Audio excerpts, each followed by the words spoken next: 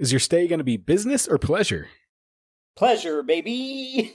All right. Well, in that case, welcome to The End Is Sigh. You got it. Welcome, everyone. And you are? That's my line. Welcome. I'm Todd. And you are? Yeah, I'm Nate. Welcome. Oh, shit. Too many welcomes. Welcome to another episode, another week, another chaotic intro to probably metal to finality. The whole thing's usually chaos in some degree. Yeah, you're welcome, everyone. So many welcomes we can get this episode. Congratulations. 6? Yeah, but that one was actually a different welcome, so that's good. You mixed up at least the text of the welcome. Yeah. All right. Yeah. So, Todd, what do we do on this pod? We discuss the different ways you can say welcome, and we also review movies and the themes we find within them, and that alternates week to week, baby. And what is this week? This week is a movie, which is 1995's 4 Rooms. That is correct. A very unique movie that we'll get into a little bit later into this episode. But in addition to the movies, we like to wax poetic about what we've done, what each of us has made meaning out of for the weekend. Sometimes it's just one of us, because most of the time we're adulting, you know. We've got to put on the big boy pants. Mine have the stretchy top now. You know, my jeans have like the stretchy top thing. Like they stopped being more denim. Yeah. What a life changer, dude. It really is. Anyway, we'll get to that a little bit later. We talk about, I'm not going to talk about the pants later, the movies later. Pants all the time. But yeah, Nate, speaking of what we've done in the meantime, what have you done? Or what would you like to talk about to get our listeners through the meantime? My life has been encompassed by the World Cup. Oh, that's all I've been doing. Has not.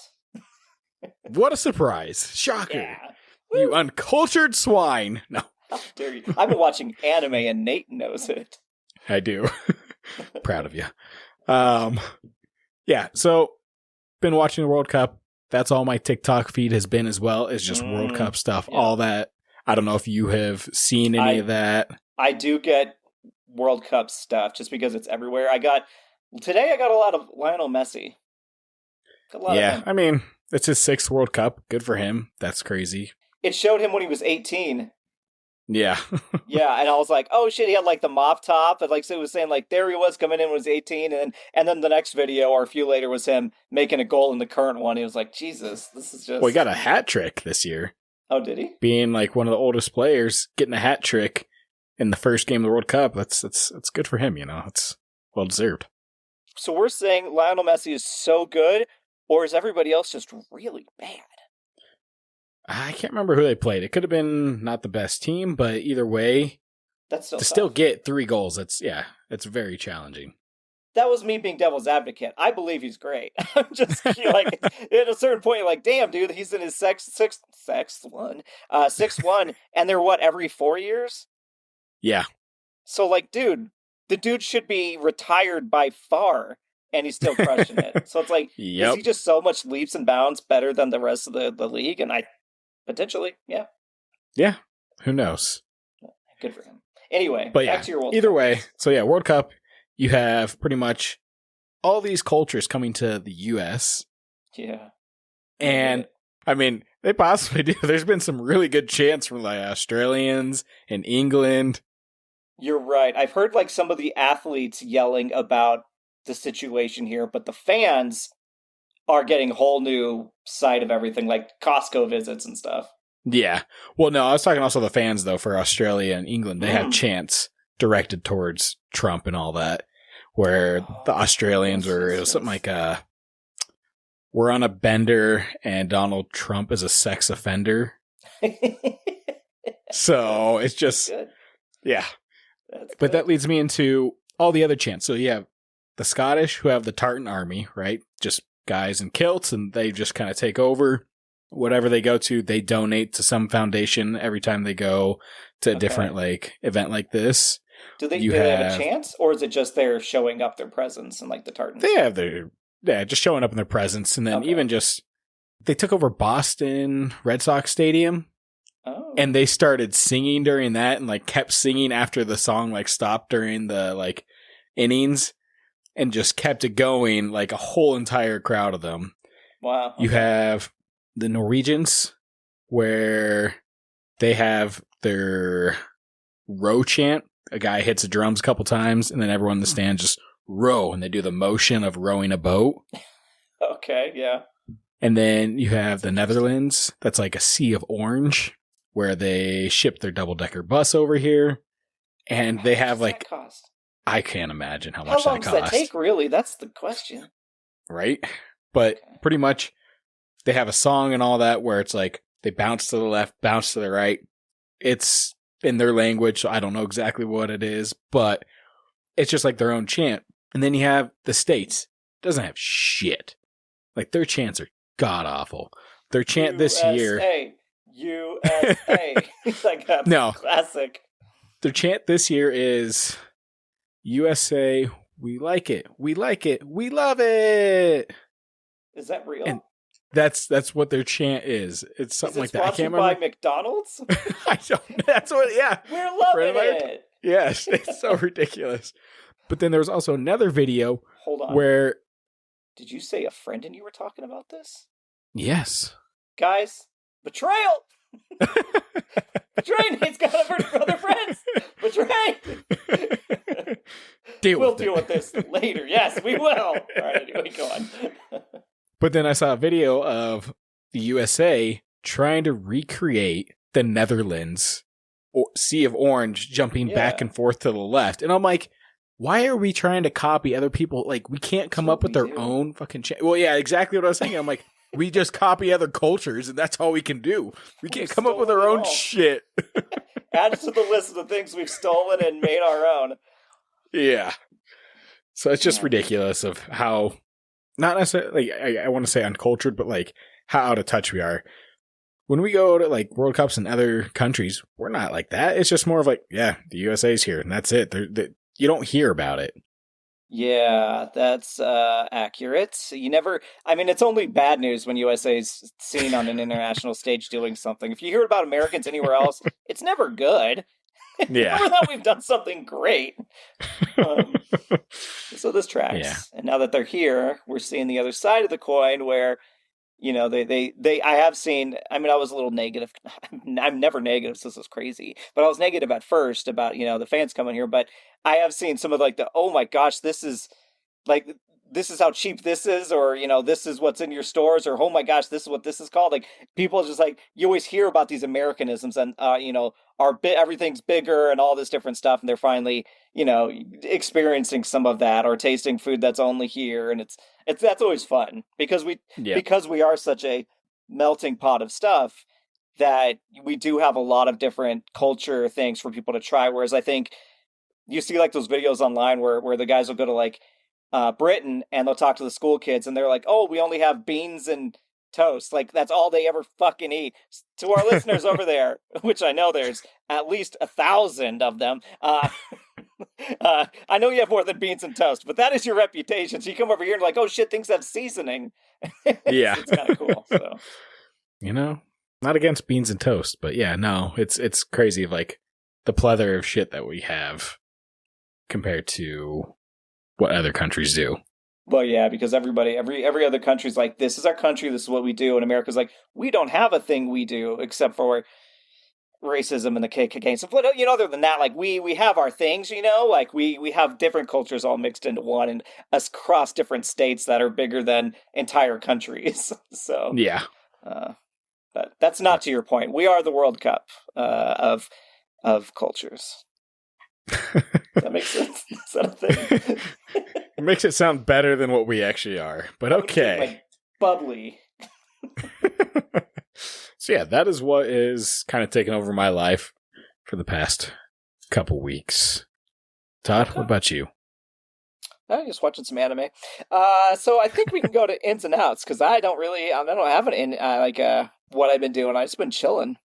All right. Without further ado, the in this week is based on big news. That was also horrible news. That is also America related. UFC 250. That's in? No. Well, here there's a okay. It's in, but this is the setting. I'm setting the stage here. Okay. Sorry, I jumped the gun. Yeah, I mean the UFC 250 is out. That's anything with that is out right now. Anything to do with the White House is out. Blah blah blah blah. It's an embarrassment on the world stage. That is our that's our baseline now. Embarrassment. But CM Punk is in because he was asked about going to it, and they said if you were invited. And CM Punk said, and if you don't know who CM Punk is, WWE star, he's always been very outspoken and cool. He says, number one, I would not be invited. Number two, no, I would not go. If David Duke invites me over for tacos, I'm not going to David Duke's house. You know what I mean? And David Duke is like the leader of the KKK. So, for context here, he says, come on, I call it like I see it. A racist is a racist. I don't care if you're in the White House or you live down the street from me. Like, I'm not hanging out with you. That was his quote to them. He's like, dude, no. While Triple H and these other sellouts were going to it. Is is he the one that did the Suck It? No, not DMX. DMX is a rapper. DMC. DMC. Who the hell's DMC? I'm getting my letters confused. CM Punk is not the guy. CM Punk, yeah. Oh my gosh. Triple H, I think, did the Suck It. Okay. He had big, sure who did that. Not white hair, but blonde hair. Yeah, big white guy with white hair. Jesus, I'm stuck in freaking David Duke's white world over here. But yes, no, I think Suck It was. We're gonna get yelled at by the weirdest. What if Electric Sex Pants is a WWE stan? He's gonna be commenting. Who was Faction Degeneration X? But were they? So it was like a whole group that did it. Wasn't there a main dude that did it, or did everybody just take over like the NWO? That kind of group. Because this is WWE time with Nathaniel. He's looking at... Speaking of people that should be in the WWE, because their entire presence is just a farce. And no disrespect to people that... I always have to do this double-sided shit. No disrespect to actual WWE people. The guys that put in the work, like that shit is strenuous. You can actually get hurt. They put in a lot of time, work, effort, and skill. And I mean, basically the acting that goes on, some of that stuff is incredible. A lot of great people have come from the wrestling world. But a guy that looks like he should be in it, because for only his cosplay, is the out of my week. And that is Josh Hokett. He is the guy that came out and said at the end of his win, when Joe Rogan was holding the mic and he took it in, and I don't even want to really repeat what he said, but he said a former first lady, he said a really bad thing about Michelle Obama.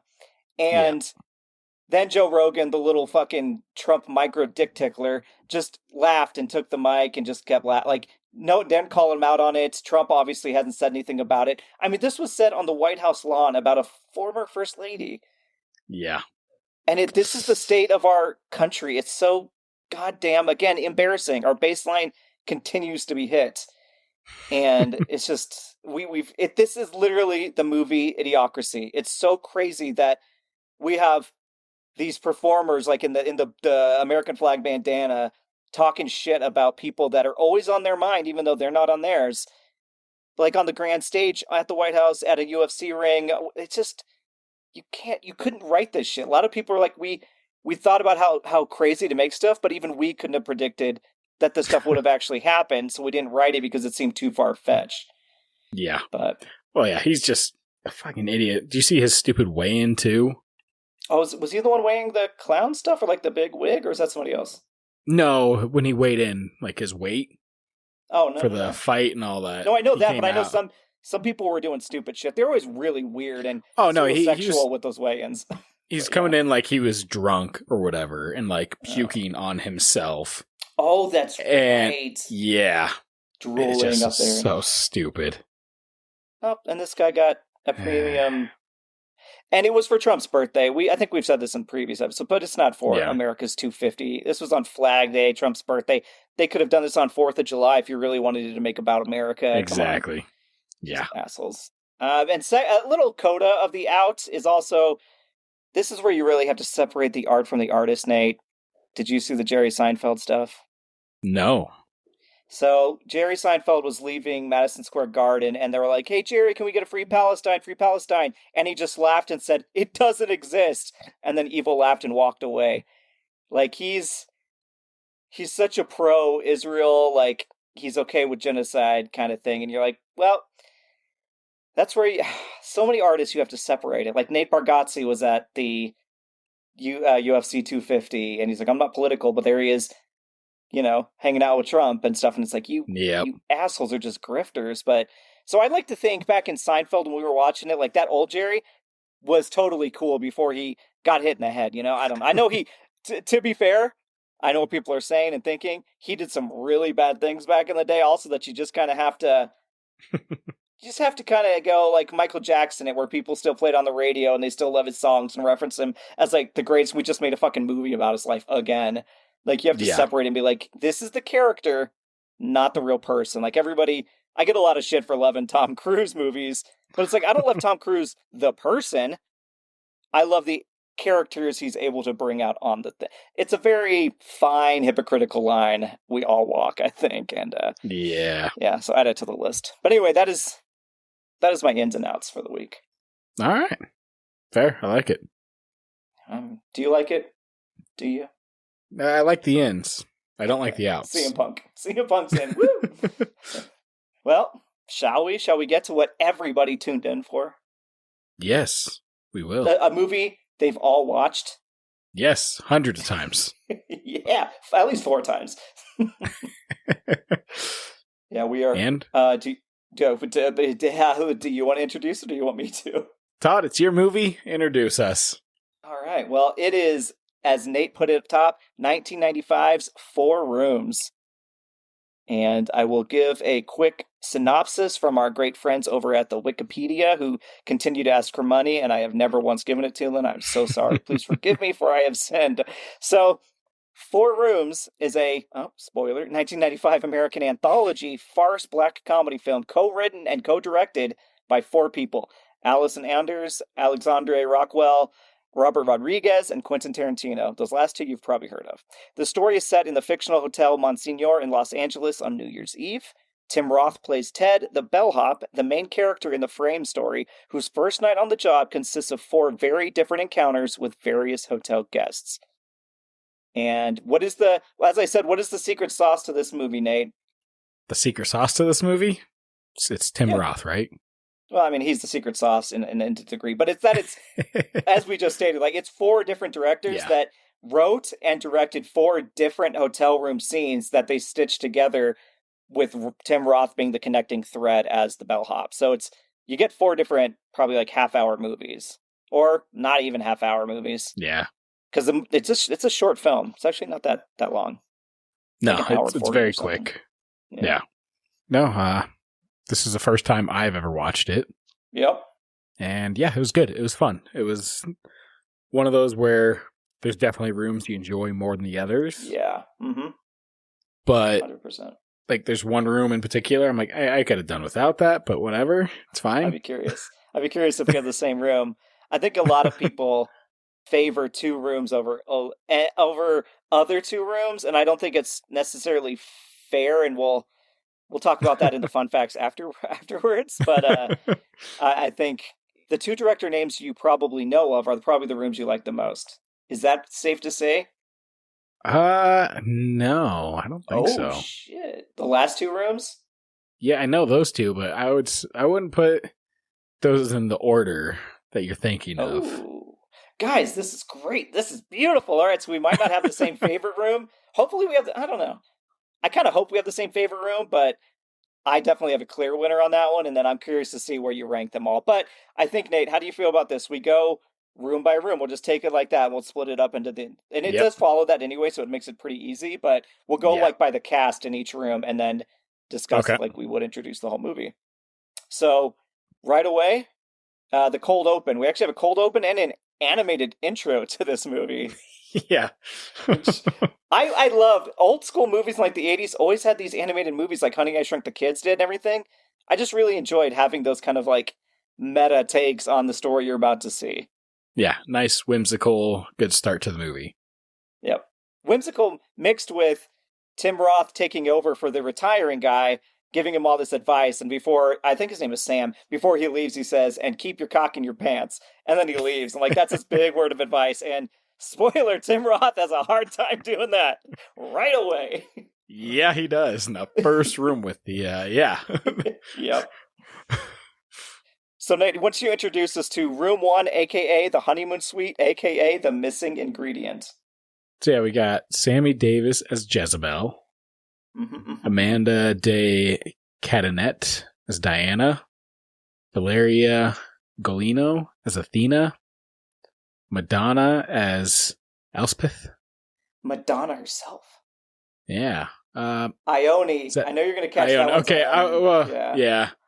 Ione Skye as Eva. Lily Taylor as Raven. And Alicia Witt as Kiva. Yeah. And I recognize 2 of those names. Obviously, I know 3 of them. Madonna, who actually got a Razzie nomination, or got the Razzie for this, even though she's in it for she talks for a few, she's barely in it. The Razzies are just bullshit. I don't. They are. It makes no sense. She did perfectly fine in this They're like, movie. oh, let's see if we can get Madonna on stage. All right, yeah, let's do that. Yeah. And then Ione Skye is very famous. She's been in so many movies throughout the years, and she's the one. She's the main one in this, the one that looks like basically a Mary Ann with the checkered plaid skirt or whatever. And then Alicia Witt has been in a lot of stuff. She was in 2 Weeks Notice. She's the tennis player with Hugh Grant, and that I don't know if you've ever seen. You might recognize her in stuff more recently, but she's been in a lot of things. But yeah, anywho. And then Tim Roth. Guys, just assume Tim Roth is in all these cast lists. Yep. This one, Nate, what are your thoughts on the missing ingredient? I think it looks like a stage play. Yeah, I could see that. I'm going to jump into it a little bit. Yeah. I wasn't sure going into it of okay, it's a covenant of witches. And I was like, all right, yeah, whatever. This is not going to be real, right? It's just going to be some bullshit. But then when one of them just straight up breathed fire, I was like, okay, no, they're going there. They said, fuck it. This is real. Witches are here. And that's where I was like, that just threw me off. I didn't expect him to go there. It is a bold move to have it be in the very first room that they introduced, to be like, yeah, real witches exist. And they're just practicing and just doing their stuff successfully. What? I don't know. I don't think this would have been served necessarily better at the end of the 4 movies, but I think it's weird to set the stage because this one also has a lot of on-screen graphics. Yeah. Hearts and bubbles. It's very weird. It has a lot of they'll just draw on the screen and be like, oh, this is love and fate and heart, what are those called? Transitions and stuff. And it's a very cheesy opener. I don't know. I appreciate the quirkiness of it, but I would say, we'll let's rank the movies that are the separate vignettes at the end. Okay, how about that? But all right. I liked the almost Austin Powers-y Love Potion number 9 that kind of played through it as they were doing everything. Yeah. There's a hot tub. Is it a hot tub in the center of the room? What is that thing? It's a hot tub, right? Because, it's the honeymoon suite, so therefore it's got to be a jacuzzi, hot tub, whatever. Is it a one-person hot tub? You get 2 people in there. It's a honeymoon suite. Very comfortable. Yeah, it's true. You're true. You're making babies in this room. Speaking of, there's a line. So all the witches are showing up, and Tim Roth has helped them get the bags, and then they're going to this cauldron. They're asking for all these ingredients, and they're trying to do a potion, and they start each adding their own things, and one of them says, "Milk from a mother's sweet titty." I was like, I just laughed because it's done seriously, but it's sweet titty, and I'm like, that's very funny. But I would say our core person is Ione Skye's character. There's a few of them that get topless immediately. But I'm not focusing on that. This isn't my favorite one, just for the record. Okay, I'm not just some weird college kid, but I probably did play this one back the most. Because I've seen this movie a number of times, and I had the DVD, but I was at a formidable age when this came out. Especially during the Quentin Tarantino's doing a movie, that was that kind of era of holy shit, this is art. Yeah. But that aside, what else did we see in this one, Nate? you're talking about Lone Sky, how she's like the main person in this, and all the other witches have brought their ingredients, except for what she was supposed to bring was semen, and she's not a sailor. No, not a seaman, ahoy matey. Yes, ahoy, a seaman like seaman. Turn off the pod. I should turn off the pod. So yeah, but she swallowed it. Yeah, they're like, why you're it's a great little reveal. She's like, but I swallowed. Yeah. Because they do in rhymes to set up every time they drop something in. So like titty's milk or sweet titty rhymed with something else, right? And she's like, but instead I swallowed. And you're like, oh no. And then they're like, why didn't you use your hands? And so they need they only have like an hour to finish this potion, so they need her to get more semen. And who walks in the door? Oh, the bellhop himself, Mr. Tim Roth. And boy, Theodore. Yep. He is so eccentric in this movie. I did not expect that at all. Right. He's a caricature, especially in this first one. Yes. He plays some hardcore shit. Like when he's in Reservoir Dogs, like he plays serious stuff. Oh yeah. Well, what was it? The other show, Liar? Pulp Fiction. Liar. Oh yeah. I don't know if that's the correct name for the show. I don't think it is, but I know what you're talking about. The show on like ABC or something. Yeah. Yeah. But yeah, they decide, you know what? This is where you're going to get your semen. So they decide to all leave the room and leave him with Lone Sky. See, I like how you keep calling her Lone Sky, but it's I. It's a capital I. It looks like an L. Ione Sky. It does. Ione Sky. Yeah. Yeah. And then we'll get done with this, and I'll be like, oh, I pronounced it wrong, but I'm pretty sure I'm right. And then we'll find out. No, I'm pretty sure you're right. I'm wrong. I know it's not Lone Sky for sure, though. I'm just trying to say, like, how do you pronounce Ione, basically? I just keep looking. I just think it's an L on the screen. You know, you can call her Lone Sky, because she's by herself. She's lone with Theodore. All right, thanks for fixing my fuck up. Yeah. That's what I do. So yeah, it's a very short story as far as like this goes, because they hook up. Yeah, well, and there's a little bit build because he doesn't want to do it at first because he's like, dude, I'm a bellhop. I can't. And his last words were, leave your cock in your pants or whatever, right? And that was like his whole thing. And immediately he's being tested on that. And even to back up, I guess they're trying to bring the goddess Diana back to life. This is why they're getting all this stuff. They're the leader of their coven or whatever they have some sort of backstory, was like taken from them by a different group and they killed her. And so now they're trying to bring her back. But she actually shows them a picture of the goddess, and it's like this little striptease. And it was almost like the Harry Potter newspapers and pictures where it comes to life and they just do a little skit and then it stops. And I have a question for you. And so they're like, she was a virgin. I keep talking about how she was a virgin. And then he says, I kind of doubt she was a virgin to her when after the picture stops moving, because it's all like bondage kind of stuff. And you're like, But Nate, in the Harry Potter world, we know pictures move. Does porn work the same way? If you took a picture of two porn stars, wouldn't they keep acting in the porn and be like alive but naked? But I think it's different because Harry Potter, the paintings are like living beings that interact with people, where this was just a small video that was a picture. No. Oh, no, I get you on this. I'm saying we're leaving this movie to go into Harry Potter land and say, how does porn work? Physical porn, paper porn work in the Harry Potter universe. Okay. So open up a magazine, that centerfold, when it flips out. Is she trapped in there doing her thing? No, I don't think she's trapped in there. It just might be a moving picture and that's it. But she could walk in between scenes like we see some of the portraits do. Yes, Todd, we're going to let you live your fantasy life here and enjoy this. I'm trying to get logistics out of this. Right? I don't know how it works. Somebody's done fan fiction for this. I just think it's you look at it and it's just a quick picture that moves and that's it. That's all I see it as. All right. Well, you know what?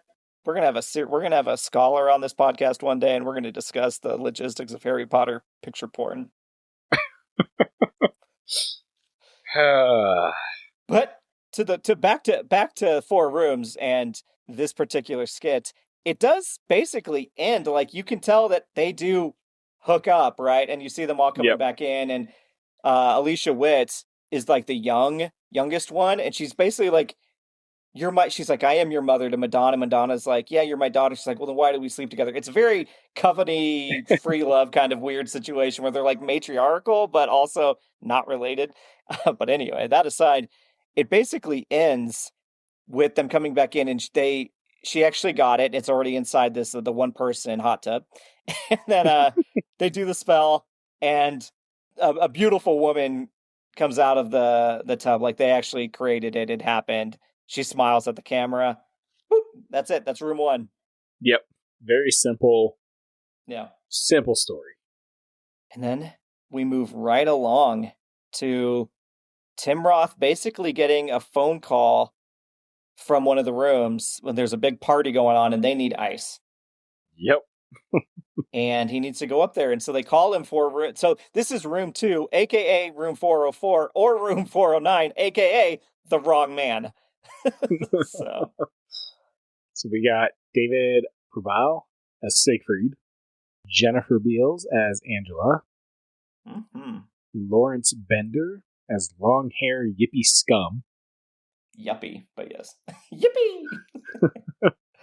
Paul Skemp as real Theodore. Spoiler. Quinn Thomas Hellerman as baby bellhop. Which is a fucking 5-second cutaway to him having like a dream holding a tiny bellhop in his lap, the baby. Like they credited the baby because the cast is so small in these things. Yes, they are. And it's very much like, this is the room, this is where it's going to be, and that's it. Yep. It's very, you could do this on a stage. This could be a stage play. Oh, yeah. And actually, now that I'm thinking about that, write that down. Let's make this a stage play. This is good. This is good stuff. And stage you can get play. Tim Roth to come back. Yeah, you could. Just multiple rooms. You could change it, too. It doesn't always have to be the same room. That's true. Each room could be like, you could different seasons could have different rooms with different skits. Honestly, yeah. Could be a show. All connected by the bellhop. Okay. Well, guys, all right. No one's ever thought about that before. You've heard it here first on the Indus side. So, yeah, he walks in, and it's pretty much, you have the lady tied up in the chair. Angela Beals. Or, Jesus, yep. Angela Beals. Jennifer Beals as Angela. Jennifer Beals. And pretty much Siegfried is holding a gun. Yep. Starts right away, and he's looking for Ted. And, of course, Theodore's nickname would be Ted. Mm-hmm. And Jennifer Beals is from all sorts of, she was from Flashdance. Like, she's a huge actress in this time. And for her to be in these, to get the actors they do for these films is really cool. I like, right off the bat, I mean, it's just cool to see, these famous faces playing these little bit parts that weren't, main characters or throughout the whole movie, right? And that's where you kind of get with Angela. And I recognize David Proval, Siegfried, but I couldn't place him, in another movie myself. But yeah, well, sadly, a lot of these characters I don't recognize at all. The only person I think I recognized throughout this entire movie, a little spoiler, was Antonio Banderas and Tim Roth. Not Bruce Willis? Oh, yeah. I actually didn't even recognize him at first. What? Yeah. Wow. Okay. Hey, that's good. You're seeing it with fresh eyes. These are Nate eyes, everybody. We know there's a difference. Yep. So, but like I put in right off the bat on the notes, wrong man, more like wrong room, am I right? Because this dude is looking for a Ted that's supposed to be here, that he apparently has cheated or basically slept with his wife. She's cheated, but slept with this Ted guy, and she can't talk through most of this because her mouth is gagged. Yep. And it's basically Siegfried versus Theodore yelling at each other, or Tim Roth tends to get a backbone a little bit later throughout this scene, but at first it's I'll do whatever you say because don't talk. She wants him at one point. He goes the bathroom and she's referencing like, "Hey, untie me," and he's like, "No, no, no, no." Like, and she's like, "Come on, untie me." He's like, "No, no, no, I'm not gonna do this because he's gonna shoot me with this big gun that he's got." And the dude's crazy. It's just all over the place. And I will say, Tim Roth's acting immediately better in this versus the first skit. Yeah, it's probably not fair to call them skits, but that's how I'm referring to them. But. Yeah, no, I can see at that point. For this one just didn't do a lot for me though. Oh, we're figuring out which Nate's least favorite one is here right now. Yeah. Sadly, to me, it was a small blip that didn't mean much. That's fair. I think there's good stuff in each one of these, but they definitely have, some of them are just such simple plots that it has a lot of the work has to be done on just the dialogue. Yeah. And kind of, I don't know, maybe the scenario. And it at first it's like, okay, you're really trying to parse like what is happening here, because you start to realize it's almost like a power play fantasy that this dude always does. Like he's just, because once Jennifer Beals gets released from this, she basically plays along with Siegfried at a certain point too. Like, oh, and that's where we get some of the, I think some of the best lines in the movie is from Jennifer Beals talking about how Tim Roth has mother, turn off the pod for this whole thing, but how he has a big cock. And he's like, "What? No." And she's like, "Yeah." And he's like, "Wait, you saying he has a big cock?" And she's like, "Oh yeah."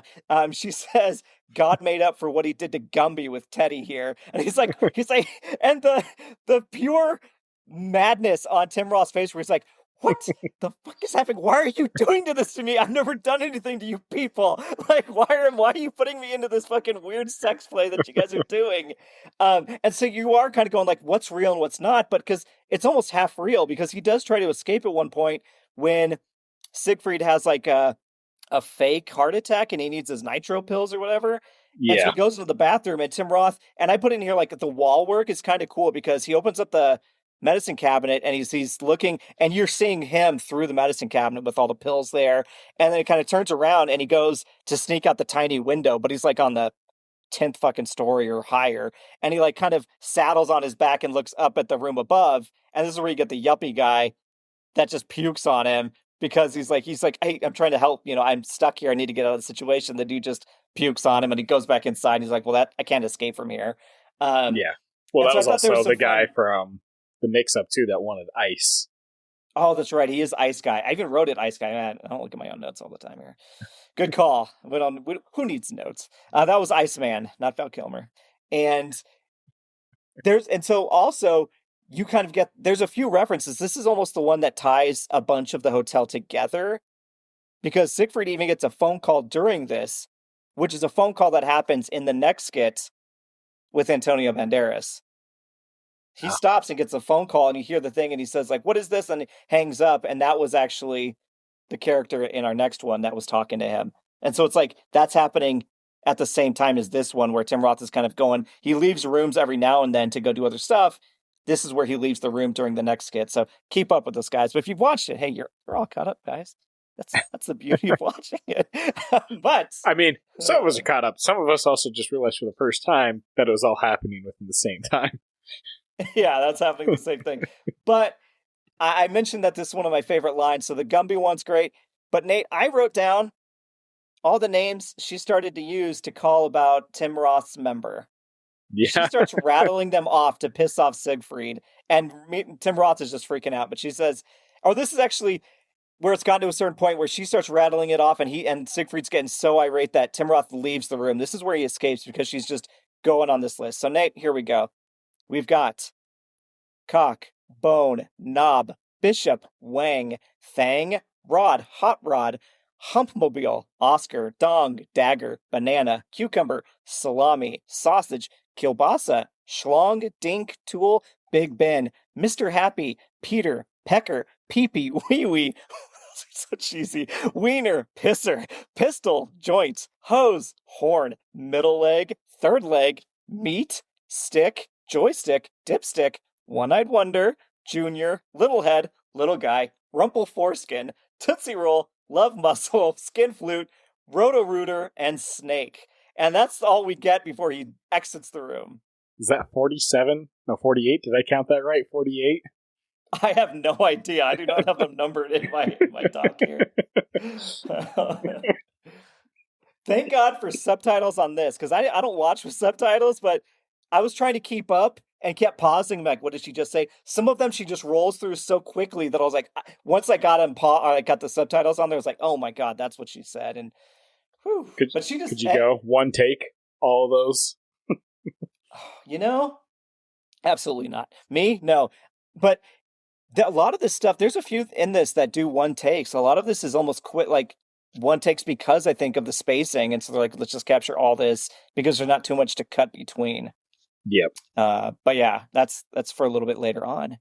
And then Nate, this is where we start to think that this is, I don't know if this is like a paradox room or something, because when Ted leaves the room, the guy from room 409 is now down there trying to go to room 404 looking for ice or whatever. And so he goes into that room and you hear Siegfried start the entire thing over again, the way he started it when Tim Roth came. And you're like, they're just going to keep role playing this all night. It's just straight up Groundhog Day for them. Yeah. So I'm like, maybe we got witches and paradoxes in this movie. Yeah. For that room, it wasn't for me. Not even with 48 different names for dongs told by the one and only Jennifer Beals. That's legendary. That part is great, but it means nothing to you. Yeah. All right. Well, those of you who know.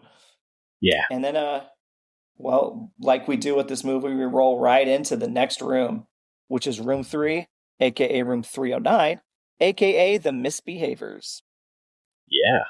This one, we got Antonio Banderas as husband. Mm-hmm. Tamlin Toledo as wife. I think so. Lana McKissick as Sarah. Danny Verduzco? Or no? Yeah, I think Verduzco. Yeah. Verduzco, yeah. As Juancho. Patrick Vaughn as Corpse. Or no, Patricia Vaughn as Corpse. Yep. And then Salma Hayek as TV dancing girl. Yeah, on the TV, on the background is like a thing you hardly get to focus on, but it's Salma Hayek just dancing. And she's good friends with Antonio Banderas, and she's been in a billion movies. And yeah, it's just kind of the little cameo in there. So I think we've also not been saying which each room is directed by. Yeah. And this one was directed by Robert Rodriguez. I don't know if you want to tell them who the first two were directed by. I mean, I sure can. Let me scroll back up. So yeah, we apologize to these directors, but Allison Anders did the first one. Did I say Allison? You said Allison. Okay, cool. I'm in my own head. And then Alexandre Rockwell did the one we just did, The Wrong Man. But yeah, Rodriguez is a huge director, as is Quentin, obviously. So this is where a lot of the Four Rooms movie got its love. Yeah. This one was great.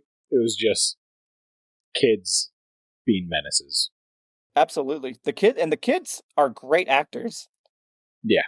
They're phenomenal in this. Yeah. It's a look, and it works so well for this.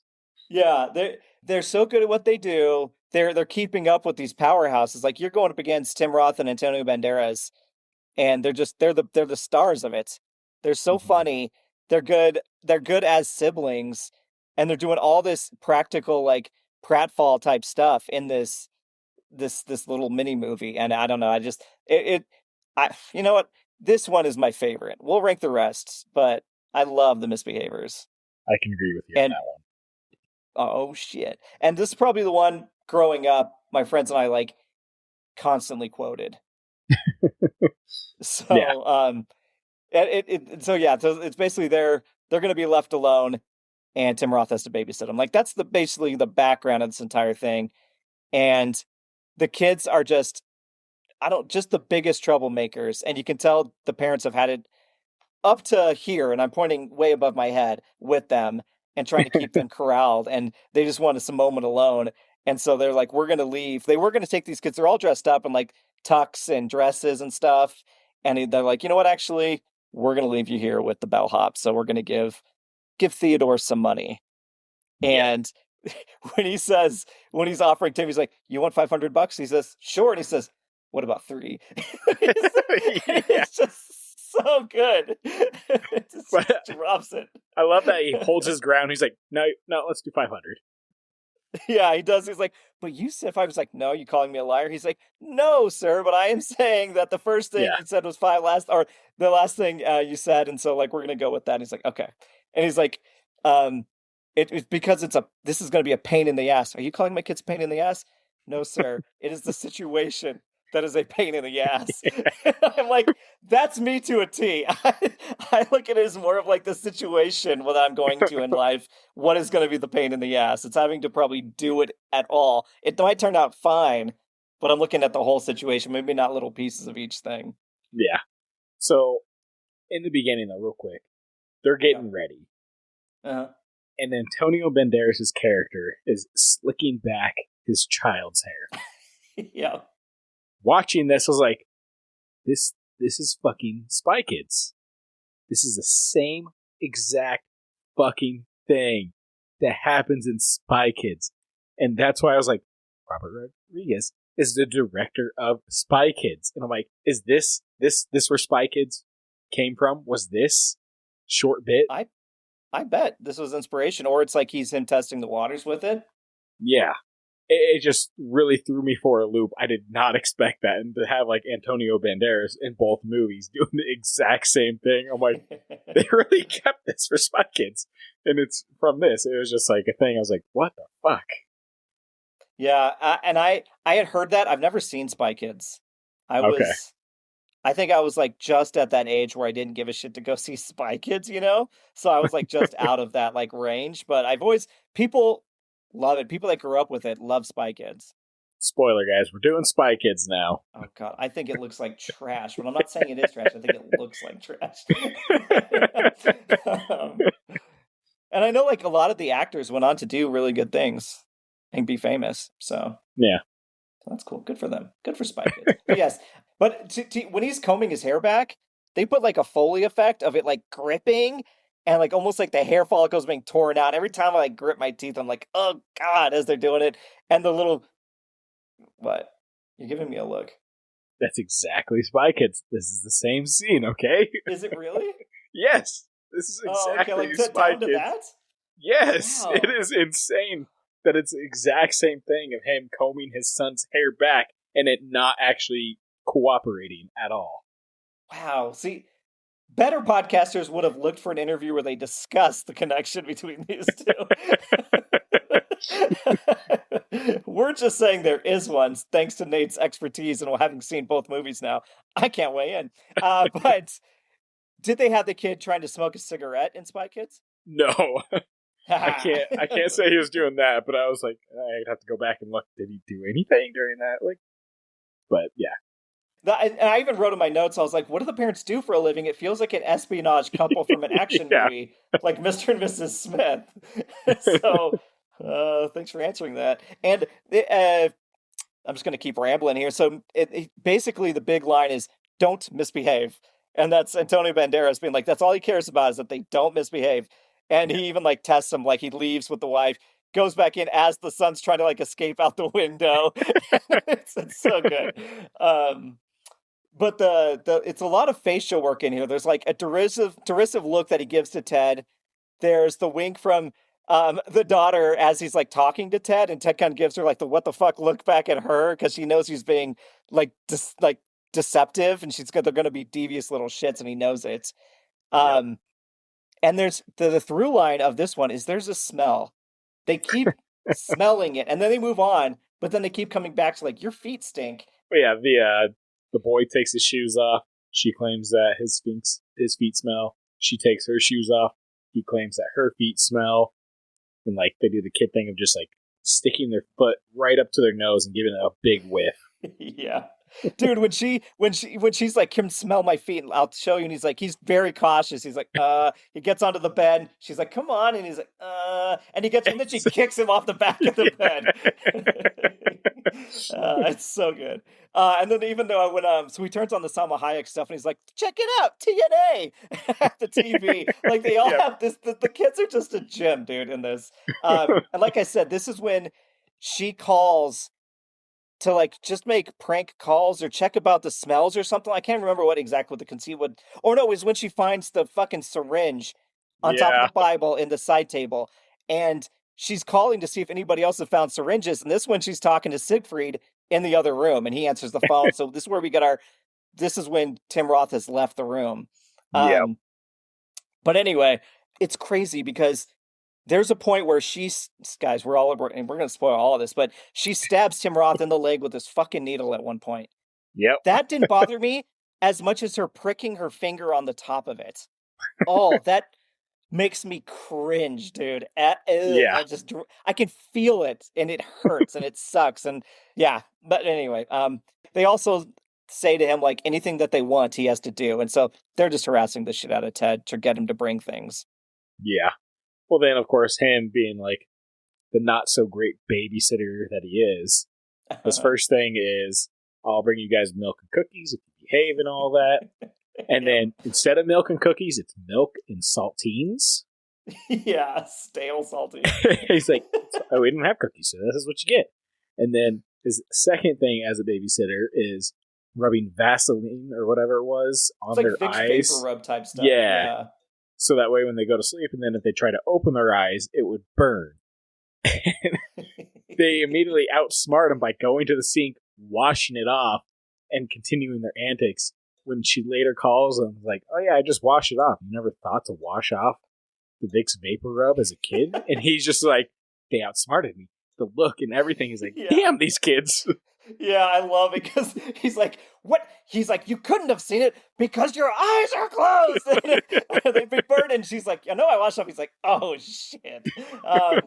And then he also has a really good line where, so to get to the big reveal in this. So they're playing darts with the fucking syringe, all this stuff. They take they're drinking the champagne, the little brother is smoking, all this shit is happening. That kid is fucked when he gets older. The fact that he's like trying to smoke and drink this young. It's so good. And he's like a chain smoker. He just won't put him down. But they finally are like, what's the source of the smell? And she opens up the mattress, and there is a dead prostitute, all beaten up in the mattress. And the line that, unfortunately, as a bunch of young dudes kept saying, it was like, the dead whore in the bed, because it's the whole point is that he keeps calling her whore, Ted does, and they hate that he's calling her that, obviously. I think the snake, correct me if I'm wrong, when she sees it, she's like, there's a dead prostitute in the bed, and he says, no, that's just your brother asleep. And then she says, no, I swear. And that's when he's like, you can't see, you can't open your eyes. And then she's like, I washed it off. I just love saying that you're just your brother asleep. And so he hears that. And then that's when he's like, I have to go up and check this out because they say there's a dead prostitute in the bed. And then this is when Antonio Banderas comes walking back in the hotel with the wife that's drunk, passed out in his arms. So he has to beat them to the room, basically. Yeah, it's a straight up almost like a Ferris Bueller's Day Off, him rushing up while they're just kind of slowly taking their time going up. Absolutely. And this is where shit just goes from bad to worse. So he gets in there, sees the body, immediately pukes on it, and then the little kid is starting to light a cigarette, and he smacks it out of his face. Like, he just slaps the kid, and then it falls. And then he picks it up and puts it back in, so he smacks him again. And the cigarette, I think this is when it hits the pouring, like, whatever this alcohol is that's super flammable, apparently, is draining on the ground because they threw the champagne bottle or whatever. That lights on fire.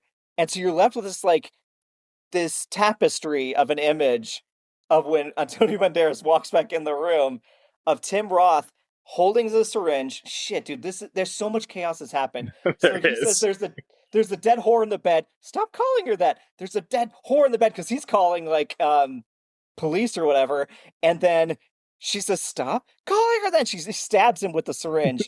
And so then this is the tapestry where we come in, everything's on fire, and Antonio Banderas looks around and he's holding the prostitute's leg. There's a syringe in his hand, puke on his face. The daughter's got drinking the bottle of champagne, and the son has got a lit cigarette back in his mouth.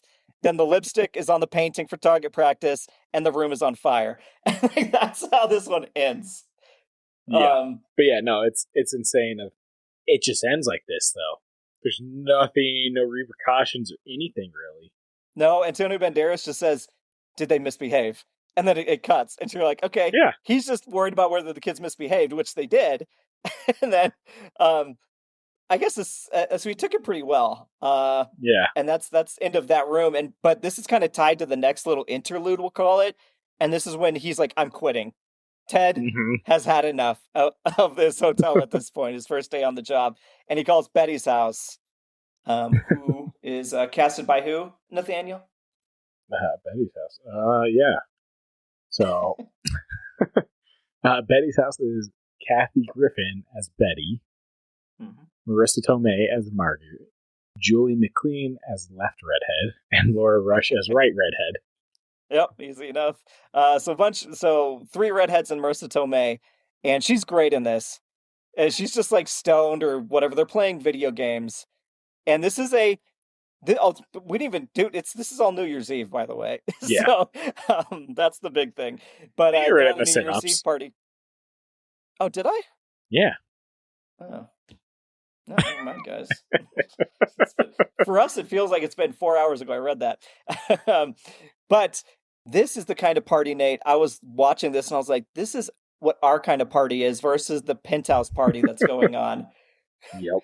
That we'll get to. There's real parties of people in like the streamers and hats and the champagne and the glitz and the glam. And then there's the few people in one room playing video games at midnight.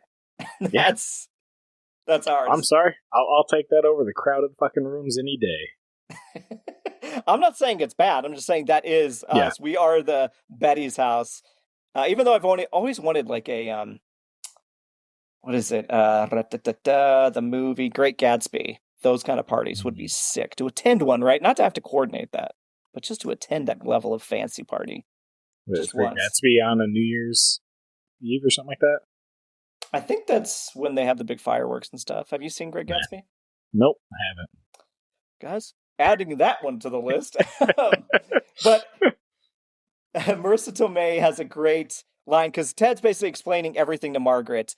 Marissa Tomei wants to know everything that's happened, why he's so stressed, and what his night's been like. And he just starts spilling the beans like they're old friends.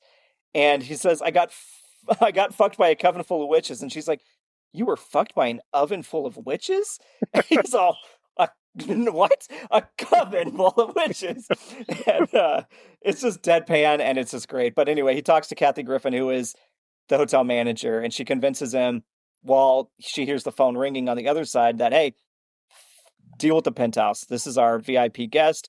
Deal with the penthouse, and then you can go home. So he agrees. One last job, basically. Yep. And this takes us to our final room, Nate. This is room 4, a.k.a. the penthouse, a.k.a. the man from Hollywood. Yeah. So, starring the director, Quentin Tarantino, as Chester Rush. Jennifer Beals is back as Angela. She is. Paul Calderone as Norman, Bruce Willis as Leo, and Kimberly Blair as Hooker. That is them. And is there a hooker in the last one that I'm forgetting? I'm trying to recall it as well. Yeah.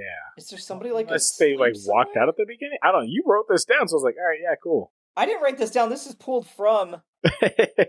This is a screen cap of the cast list for this thing. I didn't type any of that out. Guys, you see behind the scenes. He's trying to blame me for something I pulled from a reputable source like Wikipedia. But yeah, as you said, Jennifer Beals is back again. She's now hanging out with them after midnight. Siegfried apparently is asleep in bed and he'll be passed out till morning. Bruce Willis is there. He's almost like a background actor in this one. He's there, but he's not too involved until towards the end. And I think out of all of them, he plays drunk really well. Yeah, no, he does a good job. And the reason I don't think I recognized him at first is because he's in a bedroom on the phone talking to someone. Yeah. He's kind of afar until finally he gets like close up. I'm like, Bruce Willis with hair. Okay, yeah. Yes, classic diehard Bruce Willis. Yeah. And of course, like you said, the director, Quentin, is in his movie. He's not in the background. Because Quentin's got an ego on him. He's got to make himself the talkative center of attention. He's definitely that in this. And he's right away discussing a drink that he's very obsessed with called Cristal. And this is the other thing we quoted our asses off. And this was fucking Cristal. Anytime we were drinking stuff, it was like, we need to get some fucking Cristal. I don't think I've ever still had Cristal. But when you hear him talking about that, it's like the pinnacle of liquor. You're like, I need Cristal. Like, it's the be all end all of what we can drink. But you assume it's incredibly expensive. So I don't think I've ever even had it. So we need to celebrate one night with some fucking Cristal. Just some fucking Cristal. Yeah. And then even Quentin even he does have a line that's prescient for today. He says, "When has America ever been fair?" And this came out in 1995.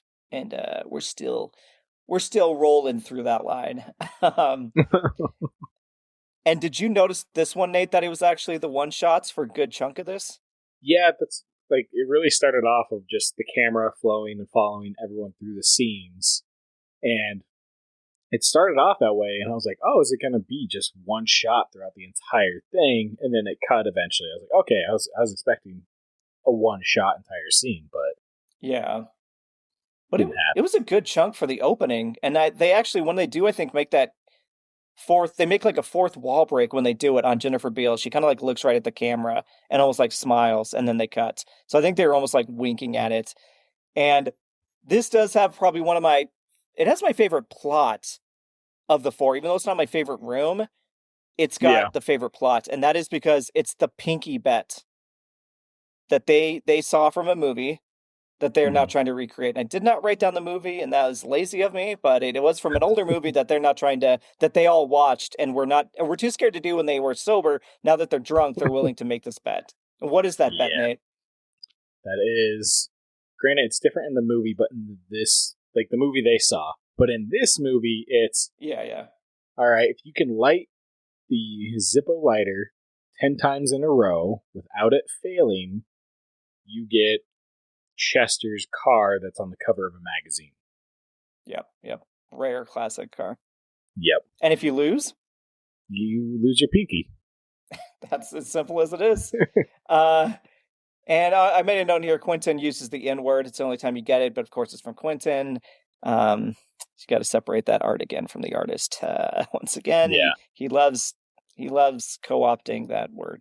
And Nate, they make a point. So they explain the bets. They explain all this to Tim Roth. And then he's like, all right, great, I'm leaving. And then they stop him because they say, hey, here's the deal. I want you to be the one to be the chop guy, the dice man, right? We want you to do it because what if I get scared, I win the bet, and I'm too scared to chop off my friend's finger? Well, we want this to be a real bet because the other guy who's getting his finger chopped off potentially would take my car without question. So how's it fair, right? So we need somebody that's discernible. And he's like, well, I'm still not doing it. And then you get this cool money scene of being like, there's two piles. This is your pile. It's $100. And he keeps dropping hundreds down. This is the 1,000 that could be yours for just a split second of your time. No hard feelings. You can get up and walk away. And it actually is a pretty cool monologue of him explaining and dropping this down. And then he's like, I'm in. Like, Leonore's like, great, let's do this. And I have to ask you, Nate, would you be the chop guy? And how much would it take to be the chop guy? All right, so for this, is this 1995 or current? Yeah, let's put it into context, or whatever the inflation would be. It's the same money-wise. Okay, so if it's current times, I'm not doing it. Why? There's no way someone's not sitting there not filming this. Okay, let's say you watched them. They put all their phones in a separate room. You know there's no one filming. Everybody's hands are on the counter. No one gets to film anything. Okay. If that's the case, and I had the night that Ted has had. Oh, okay. Yeah, I'm probably chopping that finger. You've been stabbed by the syringe. Okay. Yeah, I think if I've gone through the ringer of all this shit, then yeah, I'm going to go ahead and do it. If it was a normal night, then I'd probably like, oh, I'm good. I'm not doing this. Now, would it have to be strangers, or could you do that? Let's say myself and one of our friends had the same bet. Could you do that to either one of us, or would it have to be strangers like Ted is dealing with? 100%. I'm chopping that fucking pinky off. No. Friends, just chopping all of our pinkies off, no question whatsoever. No, I couldn't do it. Yeah. If it was strangers and it was these rich assholes that were doing what they were doing, I'd do it. Yeah. I'd probably do it for the 100. Because they're like, hey, man, no hard feelings no matter what you do. This is the bet. We're all adults. We all said we want to do this. We've been trying to do this forever. And even Jennifer Beals is popping in being like, just do it. Just don't, come on, just do it. I'd be like, yes, Jennifer Beals, I will be doing this. But anyway, so they do the whole setup, all this talk, all this build up. You zoom in, the hatchet's grabbed. Tim Roth is holding it over his head. The finger is on the cutting board right in front of them. The lighter's raised. Flicks the lighter once, does not light.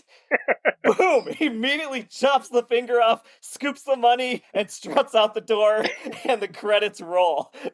There is no hesitation at all, which is great.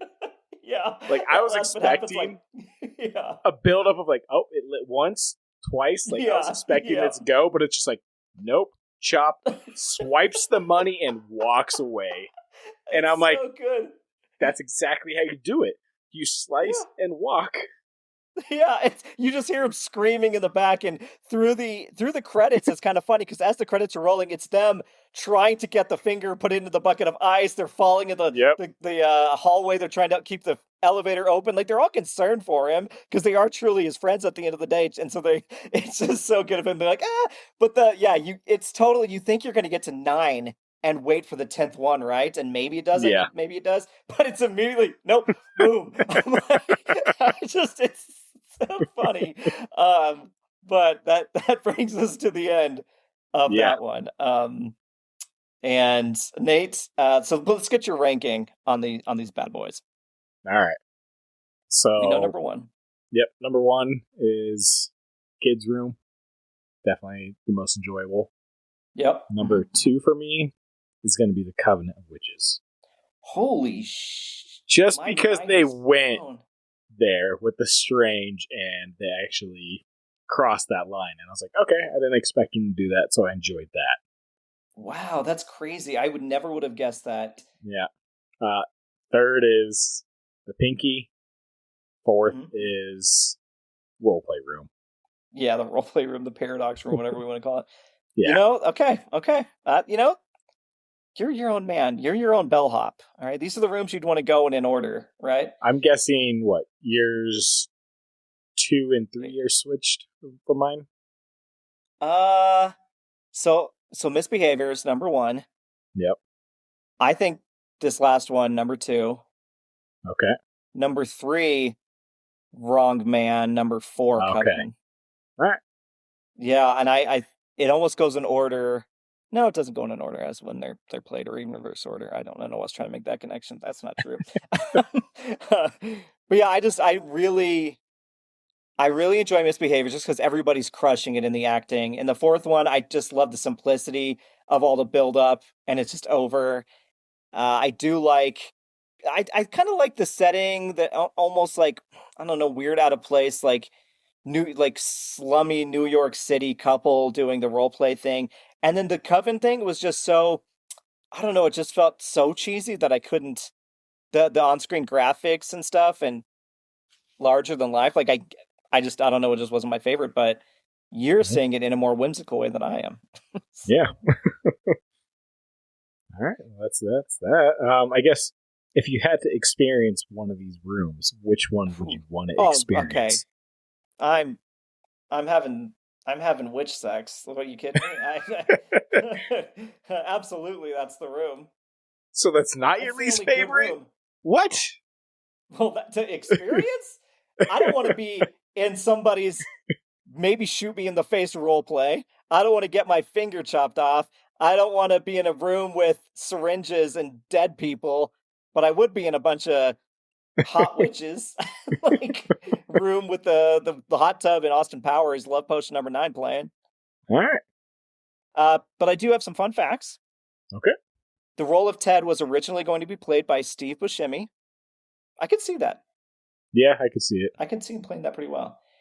In the aftermath of Pulp Fiction's success, the other directors found that no decision could be made without Tarantino's approval. Tarantino would joke that his segment would be titled "The One You've All Been Waiting For," because he's a cocky motherfucker, prompting annoyance from the others, with Anders comparing Tarantino's segment to his perception of his fame following Pulp Fiction, in which his character Chester Rush is surrounded by people he hardly knows who are, quote, sucking off his fame. So... the first cut of the film ran 2 hours and 40 minutes long, so an extra hour, and it had to be cut. As Tarantino was considered untouchable due to his status, and Rodriguez's segment was virtually shot without cuts, which is crazy. Only Anders and Rockwell were pressured to cut down their segments.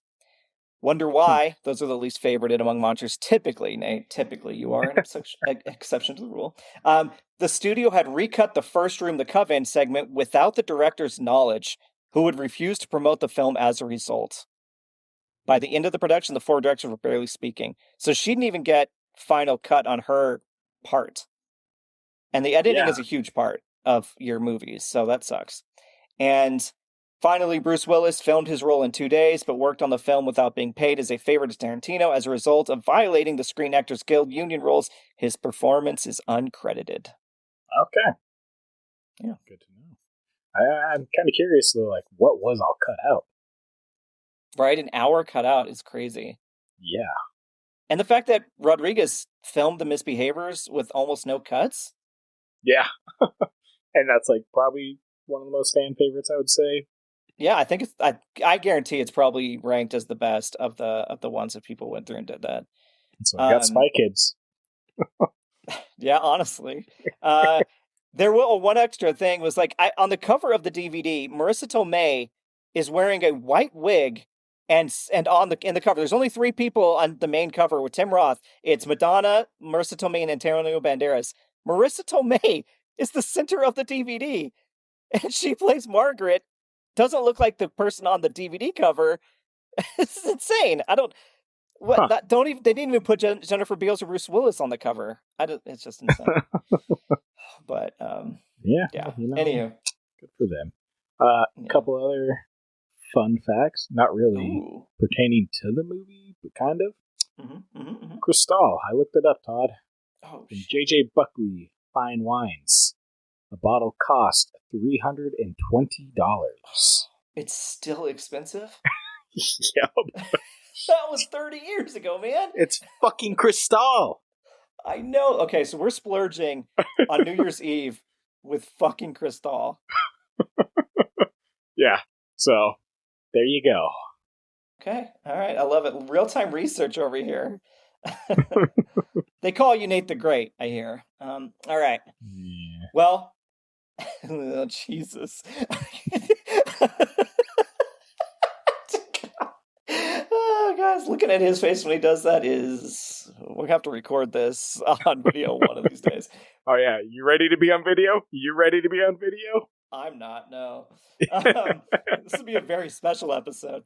All right, well, based on that, the themes we found from this, what is your theme for this next week that we're going to talk about? My theme is hotel rooms. You are a simple watcher. You're saying, that's the rooms, that's what I'm doing, and I respect it, because I always go too hardcore on some of mine, so I took it back this time. I took a Nate approach. Mine is going to be witchcraft. Oh. Not some sort of, not like the science of imagination. This is going to be witchcraft. And there's plenty of things I was able to research on this, so. All right. I like it. I'm excited to hear what you have to say about witchcraft. Buckle in next week, everybody. Yeah. To your broomsticks. I actually have no broomstick facts in there. None, or any mention, to be fair. So. Well, I guess in the meantime, what are you going to recommend for people? I've been waiting a while for this, but I finished the final episode of Widow's Bay last night. And the show fucking nailed it. Guys, it's one of the best shows on TV right now. Go watch Widow's Bay. Okay? I do want to watch it. I heard the writer is from Parks and Rec, so it has that kind of feel. It is creepy, there's thriller, and it is funny as fuck. You do not expect it. It blends those things well. Okay. Where you're like, oh, I'm creeped out, and then you're laughing your ass off at something. It's so good. And then my side recommendation, because I did recommend that one in the past, but it did finalize to become a concrete one, is I've started Full Metal Alchemist Brotherhood. So picking up on a recommendation that I recommended. All right. Oh, wait, is this one you've recommended in the past? Yes, it is. Guys, hold on, let me go look at my notes. Hold on, let me... Okay, then I co-sign Nate's. That's all we need to say. I co-signed. Right. I finally took his advice. All right. What about you? What are you recommending that's not Full Metal Alchemist? So I'd like to start off, I guess, with an apology. To me? No. So years ago, Fan Expo Denver, one of their big guests that they were going to have, they announced, and I was very bitter about it. Like, I don't care about these people. Why are they the big guest? It doesn't make any sense at all. Can I guess? Yeah, you can guess if you'd like. Is it Critical Role? It is Critical Role. Because I had the same realization. We went to that Fan Expo and we're like, the fuck is this? And I just would like to apologize. They'll never hear this, but I just want it on the record of me judging a book by its cover, and to this day now where I actually play D&D, so I can't, it's just ridiculous of how the tables have flipped. But my recommendation is Vox Machina, which is based off of their campaign from Critical Role. So, this is where I'd like to apologize for judging them so harshly that year. Great show. Good animation. Dude, I remember that year. And I was like, because Nate's usually my guru for all things that are not just, I don't know, 4 Rooms era, right? And I'm like, what the hell is Critical Role? And he's like, oh, I don't know. It's someone. So we didn't sign up for autographs or what to learn about them. They even had I think the drink was themed after them that year. Luckily, I got that pint glass though. I did get that pint glass because you do collect. So luckily that worked out. Yeah. But yeah, and so we were just like, oh, who cares? Who cares? Bunch of D&Ders, who gives a shit? And then now we've, like you said, the page, it's flipped. The coin is flipped to the other side where we're like, oh, that shit is awesome and fun, and I can't believe it. So no, I co-sign that. Yeah. Maybe one day you can co-sign My Widow's Bay. We'll officially come full circle. I'm hoping to hopefully get that soon. Yeah. Once we finish Pluribus. There you go. Well, but until then, Nate, where can they find us? You can find us under a mattress, being dead. Dead before. You can find us on all the social media platforms, Facebook, Instagram. You can reach out to us at theendosci@gmail.com. Sure. If you would rate and review us. Yeah, that'd be great. Cool. Leave a comment, engagement, anything like that. Tell us, how you say welcome in the comments. And I think that's it, right? Tell a friend, tell the ones you hate, tell the ones you love. Loved. Yeah. I'm going past tense with it, yes. That's all I got. I think that's pretty much it. I think you've taken us to the end nicely. Now, what do you have for us? What are you sending us out with based on 4 separate movies? Problem? I haven't got a problem. I've got fucking problems, plural. And he's got a great delivery on that. He does. It's fucking Candyland. All right. Until next time. Bye. Bye.